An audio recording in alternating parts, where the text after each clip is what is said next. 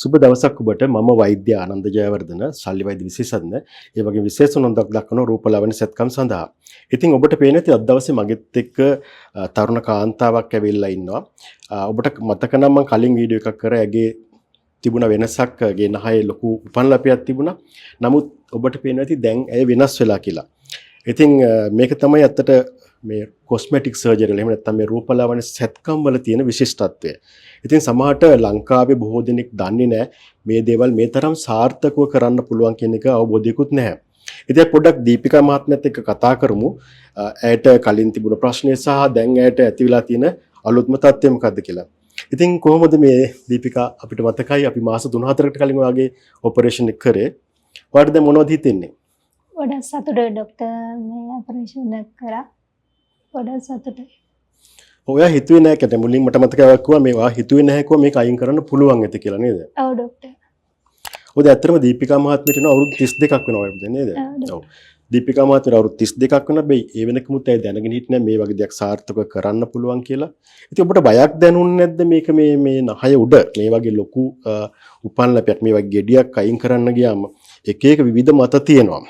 ලේ ගලන්න පුළුවන් කියනවා, කැලලක් එන්න පුළුවන් කියනවා, නහය විකෘති වෙන්න පුළුවන් කියනවා.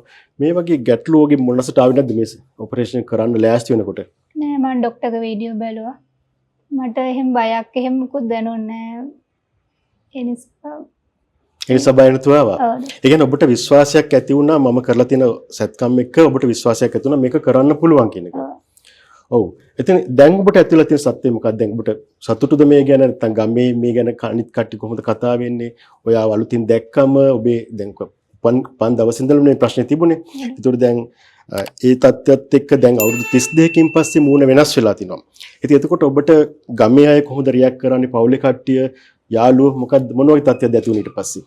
දැන් අඳුරන්න බෑ එහෙම තා කියන්නේ. ගොඩක් සතුටුයි ડોක්ටර්. දැන් මට එහෙම වෙනදා ටවුන් ගියත් එහෙම කට්ටි බලන හැරිලා එහෙම දැන් එහෙම අවුලක් නැහැ. මටත් අනිත් අය වගේම එහෙම යන්න පුළුවන්. මේ සතුටුයි. ඔයක තමයි අතර මේකෙන් ප්‍රශ්නේ තමයි මේ කොස්මෙටික් සර්ජරිස් වලින් වැදගත්කම තමයි මේ වගේ ප්‍රශ්නයක් ආවම Tamante එක මානසික ගැටලුවක් බලපානවා.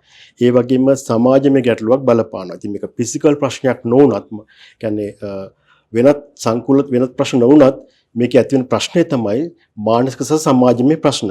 ඒතර මම දන්නවා ඇත්තට මේ තත්ත්වයේ තිබුණත් ඒ බොහොම සතුටින් ඉන්නේ. ඒ වුණත් අපි දන්නවා දැන් අනිත් අය මේ දිහාට අග්ගල හැරිලා බලන එක සාමාන්‍ය මනුස්ස ස්වභාවය. ඒතර මෙහිදී වෙන්නේ ඇත්තට සමාජමය වශයෙන් යම්කිසි ගැටලු ප්‍රශ්න මතුවෙනවා. ඉතින් මම හිතනවා මේක හොඳ උදාහරණයක්. ඇයි මේ කොස්මෙටික් සර්ජරි එහෙම නැත්නම් මේ රූපලාවන්‍ය සත්කම් වැදගත් වෙන්නේ මොකද්ද කියන එකට හොඳම උදාහරණයක් තමයි ඔබ දැන් මේ දකින්නේ. ඉතින් මම බොහොමත්ම ස්තුතිවන්ත වෙනවා මේ දීපිකා මහත්මියට. ඇත්තට කැමැත්ම මේ ඉදිරිපත් වුණා මේක සමාජයට මේ පණිවිඩය යවන්න සෝෂල් මීඩියා වලට මේක ඉදිරිපත් කරාට කමක් නැහැ කියන පණිවිඩය දුන්නා.